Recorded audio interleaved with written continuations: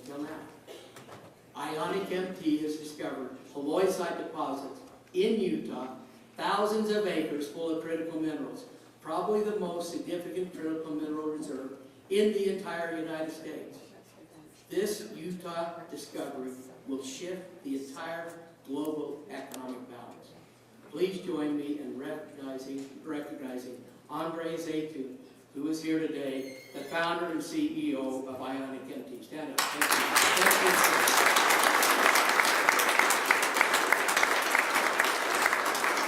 It's a big deal. I can't tell you how excited I am to see that happen. As we lead the world in critical mineral production, Utah needs a national lab for critical minerals. Our state is only one of a few states that has 50 of the 60 critical minerals needed in the entire world. Our mining industry is supported by world-class research and education. The University of Utah is only one of 14 accredited mining schools in the country. A national lab for critical minerals belongs here, and Utah is ready. Dr. Adam Cohen is with AUI. He's worked for many years and has laid the groundwork for this new lab. During his time at the Department of Energy, Dr. Cohen oversaw 13 of the 17 national energy labs. He's been working and studying the entire United States for the last 7 years. He's determined that Utah is the best location for a critical minerals lab. Dr. Cohen lives in the D.C. area, but he's come here to be with us today. Please join me in recognizing him. Dr. Cohen, thank you for having us.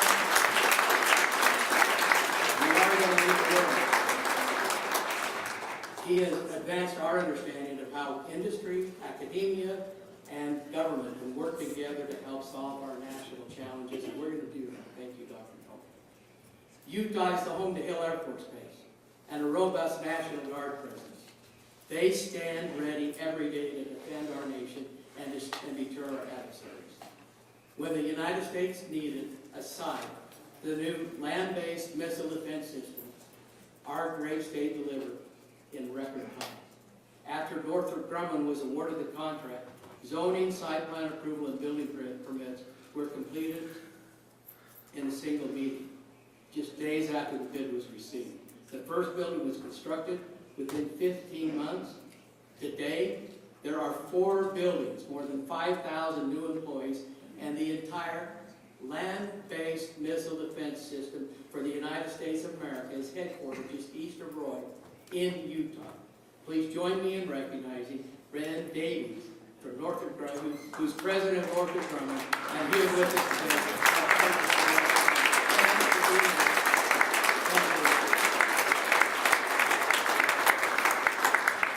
Exciting things are going on. We know America is safer because of the important work you're doing. Thank you. Wow, Utah is leading the way because of our higher education institutions. They're driving innovation. They're shaping the future. They don't just educate. They ignite the spark and the passion that enables these great breakthroughs. We're going to hear a few of the remarkable, exciting things that they're doing. At the University of Utah, our good friend Joshua Shipman and the researchers at Peel Therapeutics are working to beat cancer. Their work is offering hope. One patient with advanced stage pancreatic cancer has been cancer-free for a year and a half while continuing treatment. They're still in clinical trials, but this amazing news is proof that progress is possible, and it's happening in Utah, at the University of Utah. And it's just one example of the many groundbreaking clinical trials underway where universities are pushing the boundaries. Because of that, hope is becoming a reality. Please join me in recognizing our good friend, President and CEO, founder of Peel Therapeutics, Dr. Joshua Shipman. Stand up.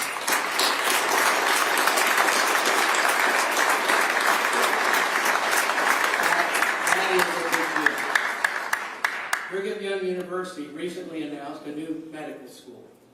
It's exciting for many reasons, but to me it's exciting because BYU has the capacity capacity to distribute humanitarian medical aid almost all over the world. Think about it. Cutting-edge medical technology developed in Utah and distributed around the world. Utah will be the world leader in distribution of medical humanitarian aid. Please join me in welcoming Dr. Justin Collins of our BYU. Thank you. Great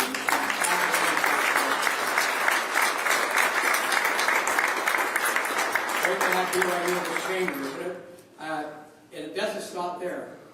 At Weber State University, the Miller Advanced Research and Solutions Lab, MARS, engineers are designing high-tech performance composites to withstand extreme heat and stress. Think about it. Top Gun, supersonic environments, hypersonic commercial space re-entry vehicles. Fun stuff. Recently, the lab was approached by the U.S. Olympics and Paralympics Committee to see how Utah advanced material capacities can help our winter sliding athletes. At Mars, students and engineers are pushing the limits of high-temperature materials and applied engineering work that is critical to our national security by applying the same technology used in supersonic fighter jets to bobsleds and skeletons. Mars is helping U.S. athletes shave seconds off the clock for the 2034 Olympics. Sounds like more gold is coming our way. Kind of excited. Please join me in recognizing Dr. Benjamin Garcia, the Executive Director of the Mars Center. Great job.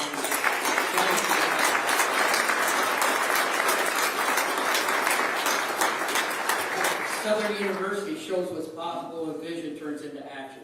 The aviation program there produces 10% of America's helicopter pilots, preparing skilled professionals to keep our economy moving and our skies safe. That impact doesn't happen by accident.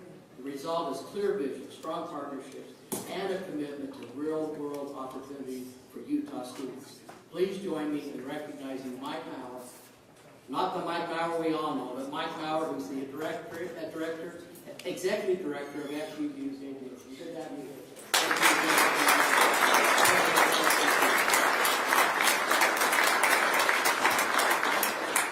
At Stowe College, students aren't just preparing to work, they're already in it. Through a partnership with ACT Aerospace and local high school, students are recruited in their junior year and immediately beginning earning money and a Stowe College credential in composites. Last year, more than 30 students just did that. Stowe College is proving that technical trainees and college degrees, they don't compete, they connect. And when they connect, Utah wins. Please join me in recognizing Chad Avery, instructor of the Industrial Composite at Stowe College.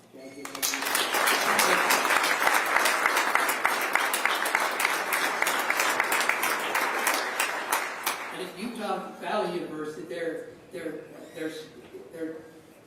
we recently opened this new FinTech, kind of exciting thing.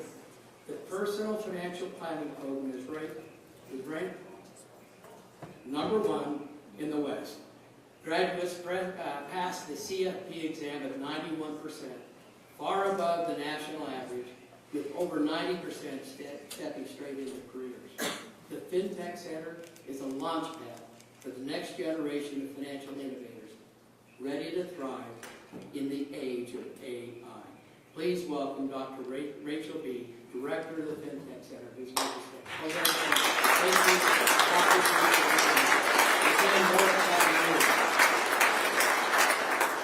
At Utah Tech University in 1921, Utah Tech launched a genomics program. It put first-year undergraduates into gene editing and disease modeling, work that is usually reserved for graduate students. More than 200 students have already been trained, many moving straight into biotech jobs, graduate programs, and research roles, right here in Utah. Utah is leading the world in AI biotech.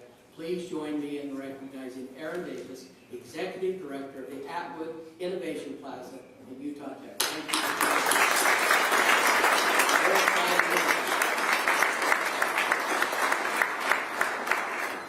Space Dynamic Lab at Utah State University is one of our nation's premier research centers, home to over 1,400 talented engineers and students. It's been involved in more than 420 successful space missions. It just isn't research, it's hands-on innovation that trains the next generations of scientists and space engineers who explore the entire universe. This is where opportunity meets innovation. It's where the future is not just imagined, it is built. Please join me in recognizing Dr. Jed Hancock, who leads the Civil Space Division at the Space Dynamics Laboratory at Utah State University.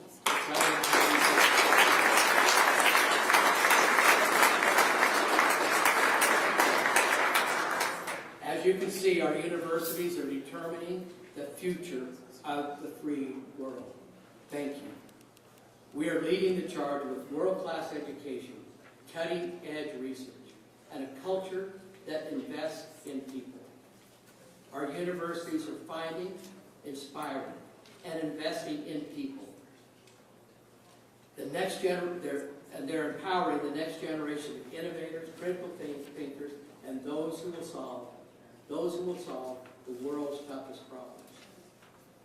We're joined here today by many of the university presidents and the Commissioner of Higher Education. They are leading this effort.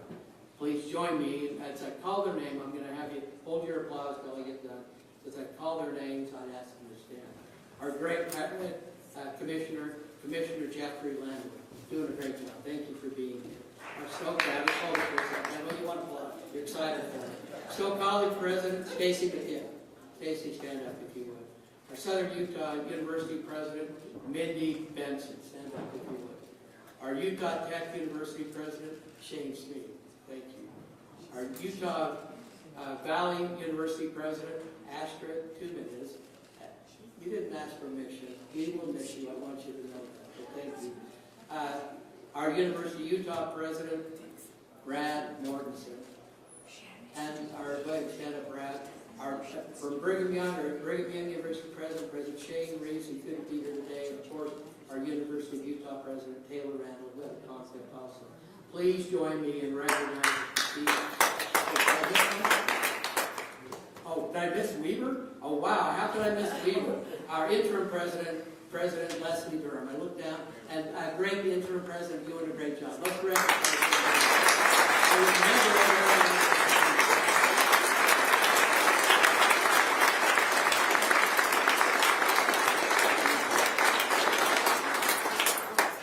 They control the future of America's innovation, our economic competitiveness, our quality of life, and our military superiority. Thank you again for what you do. If you don't know, Utah's number one. Utah is the number one in the nation for ACT scores. We're number one in the nation for concurrent enrollment. We're number one for teacher retention. We're the best return on investment. We rank among the top states in the nation for overall education. Many people don't even know that. It's a reflection of our students' talents and our teachers' dedication. We have amazing, committed teachers who lay the foundation for the future, preparing our students to thrive, innovate, and lead. We have with us today State Superintendent Molly Hart. Please recognize her and her leadership and our wonderful teachers. And I've got even my daughter in the back who's a great teacher. Let's welcome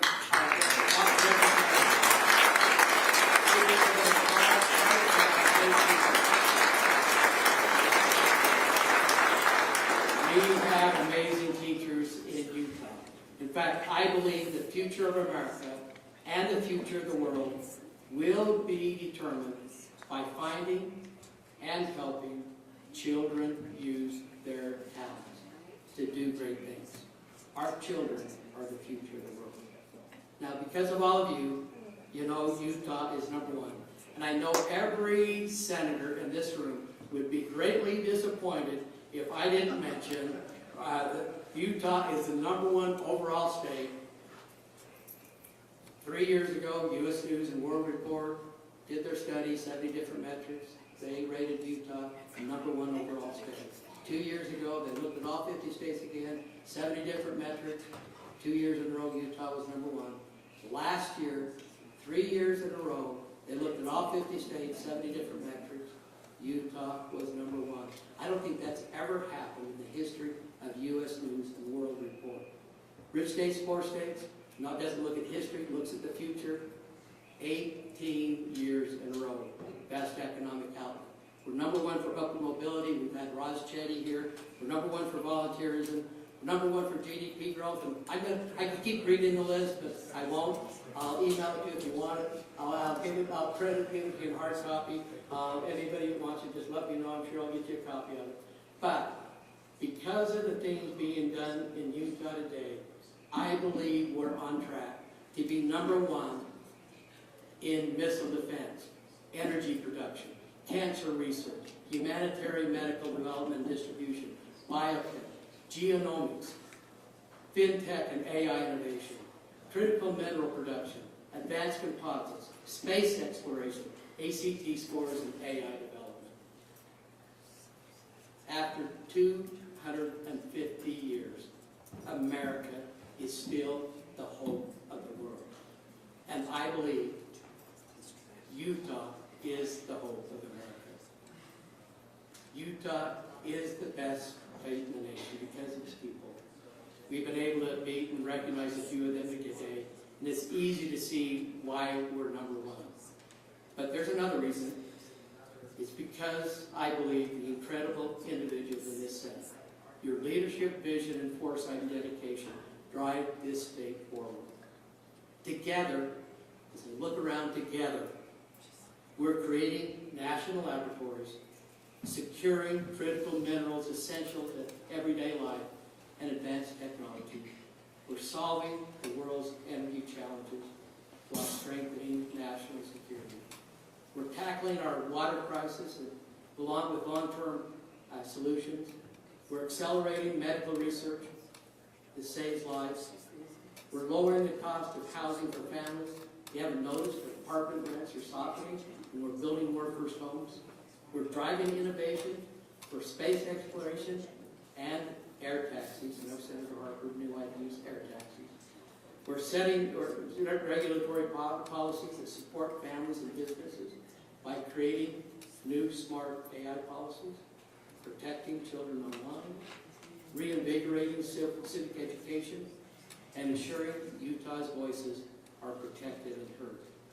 And we are strengthening education and our workforce readiness while raising teachers' salaries to the highest in the entire region. And we've done all of this while we cut taxes again, and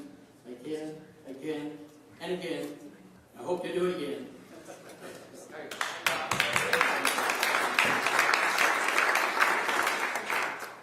As we celebrate, and I hope we celebrate a lot this year, 250 years.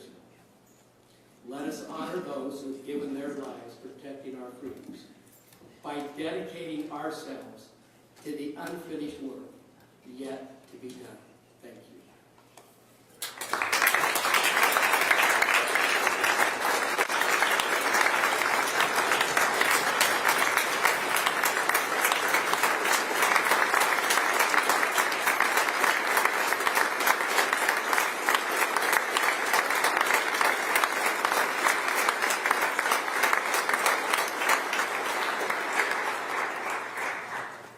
Thank you. I'm going to recognize Senator Wilson for a motion. Thank you, Mr. President. I move the remarks by President Adams be printed upon the pages of the 2026 Senate Journal. Thank you. A motion, any discussion? All in favor, say aye. Aye. Any opposed? The motion passes. Thank you very much, Senator Wilson. We go ahead now and appoint a committee consisting of Senators Harper, Brammer, and Pitcher to join with the Light Committee from the House to notify Governor Spencer J. Cox that the 66th legislature is organized for the 2026 general session and is ready to do business. And appoint another committee consisting of Senator Stevenson, Weiler, and Plum as a committee to notify the House of Representatives that the Senate is organized and ready to do business. excuse those committees now. I don't see a committee for the House yet. Oh, they're here. If they're here, I'll recognize them. Representative Acton, I'm going to turn Senator Booth's assistant Matt. Go ahead, Representative. Thank you, Mr. President. We have been appointed by the Speaker of the House to inform you that the House is organized and ready to do business. Thank you for that report. We look forward to a great session together. Well, I'm going to move now and give Senator Escamilla a moment to say a few things. And following her, we'll give who is our minority leader, Senator Escamilla, and then we'll have our majority leader, Senator Coleman. Go ahead, Senator Escamilla. Thank you, Mr. President. Thank you for the opportunity to share a few remarks. As I start my 18th session, I have a lot of memories in this chamber and a lot to reflect on the great work that we do here every day. A lot of our colleagues and friends will be serving their last session this year, and I just want to take a minute to personally thank all of you and your families for your service and dedication, and more importantly, for our friendship. As we begin the 2026 legislative session, I want to take a moment to reflect on why we're here. Our caucus theme for this year and for this session is For the Love of Utah. We did put some handouts on your desk and encourage you guys to read For the Love of Utah and why we choose this intentionally and not in a cynical way. Because at the end of the day, the love for our state is why everyone is here. We may come from different backgrounds and different experiences, different political beliefs, but we all run for office because we care deeply about Utah and the people who call it home. This session begins at a time when many Utahns are feeling a lot of uncertainty, grief, and fear. In the midst of darkness, it can be easy to feel like division is inevitable and progress out of reach. But I have been reminded again and again that hope is not naive or abstract, but true and possible. Recently, I've been inspired by an extraordinary Utah that lives in my district, Senate District 10, which is the best. His name is John. John is the leader of the Wadlaw Budaram Temple, and I also left a little bit of a story of John in your desks. He is the leader of the Wadlaw Budaram Temple located in West Valley City. Many of you know him from prayers that he has offered here in the Senate chambers. Today, he's representing Utah on a remarkable journey, participating in the Walk for Peace. I'm not sure how many of you guys have been following, but it's getting not only national but international attention. Walk for Peace is a 2,300-mile pilgrimage of Buddhist monks walking from Fort Worth, Texas to Washington, D.C., sharing a message of peace, compassion, loving kindness, and unity across the country. Along the way, the walkers have engaged with communities, drawn national attention, and reminded so many that healing and understanding are still possible even in challenging times. I believe in who we are as people, Mr. President. I have hope for Utah. I have hope for humanity. And I choose hope over despair. For the love of Utah is the hope that will be our driver for our caucus this session. And we get to work finding real solutions for issues that the Utah families are facing. We're going to start the basics, and that's keeping our children safe with adequate oral, mental health, and behavioral health for them, shelter, childcare, and reducing food insecurities. We will present solutions that empower parents with tools to help their children learn and thrive. Our legislative priorities address access to healthcare and a robust system that protects individuals' rights. We look forward, my friends and colleagues, to working with all of you. We know there will be a lot of disagreements and issues and discussions in chamber and also in committee meetings. And you will hear from us as we represent many in our state. But we pledge to follow decorum, Mr. President, and be respectful of this institution. Thank you.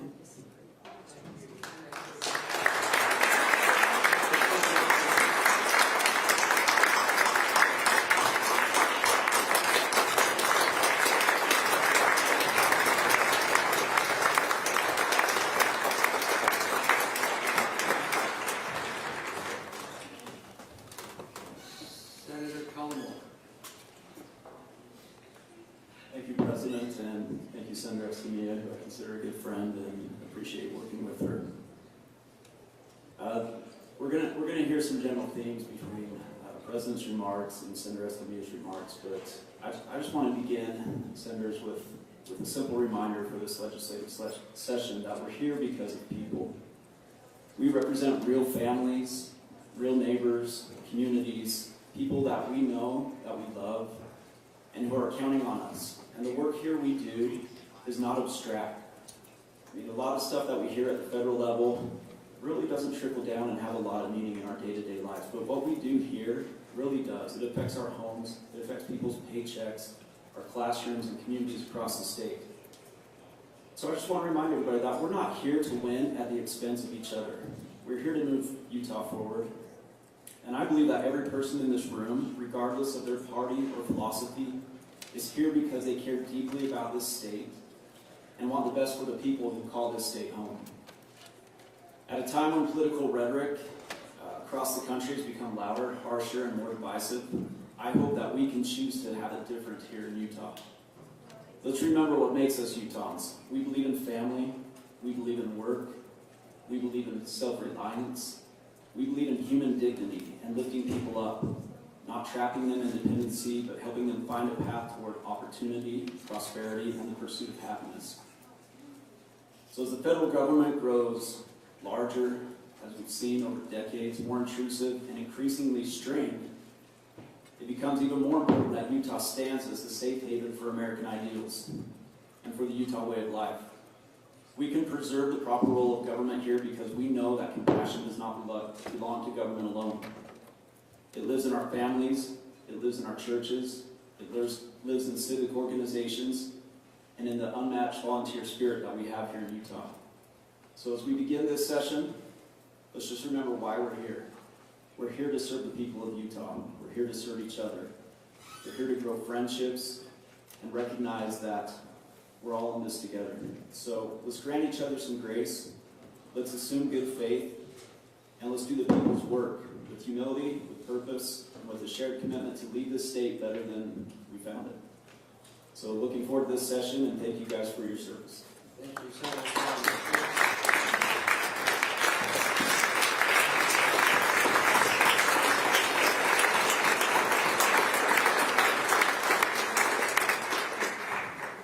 Take a report. I think Senator Parker has a report. Go ahead.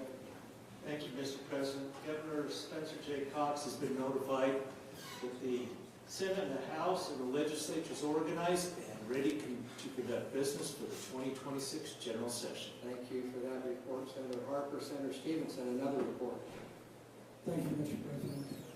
The House has been notified that